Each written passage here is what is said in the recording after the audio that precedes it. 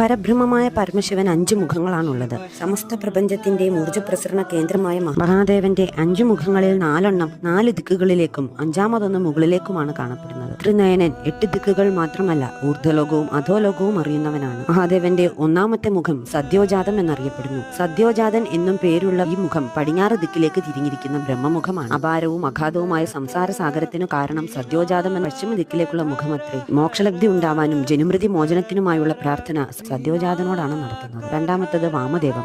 മഹേശ്വരന്റെ ഉത്തര അഭിമുഖമായ മുഖമാണ് വാമദേവം. വാമദേവൻ എന്നും പേരുണ്ട്. പ്രഭയും പ്രഭാവവും വളരെയേറെയുണ്ട് ഈ വടക്കു നോക്കി മുഖത്ത്. ഈ ബ്രഹ്മമുഖത്തിന് 11 ശക്തികളുണ്ട്. വാമദേവനായി സങ്കല്പിക്കുന്ന മഹാദേവന്റെ 11 ശക്തികളെ ഉപാസിച്ചാൽ എല്ലാ ഐശ്വര്യങ്ങളും നേടാം. 3ാമത്തതാണ് ഈശാനൻ. ഭഗവാന്റെ മുകളിലേക്ക് അഭിമുഖമായ മുഖമാണ് ഈശാനൻ. എല്ലാ വിദ്യകളുടെയും നാഥനും എല്ലാ ജീവികളുടെയും ഈശ്വരനും വേദത്തിന്റെ സംരക്ഷകനും ഹിരണ്യഗർഭന്റെ നിയന്താവുമായ ബ്രഹ്മം എനിക്ക് ശാന്തനായി മംഗളപ്രദനായും ഭവിക്കട്ടെ. ആ ബ്രഹ്മമാണ് സദാശിവൻ. ഈശാനം എന്ന ഊർധ്വമുഖം മണ്ണിനെയും വിണ്ണിനെയും ബന്ധിപ്പിക്കുന്നു.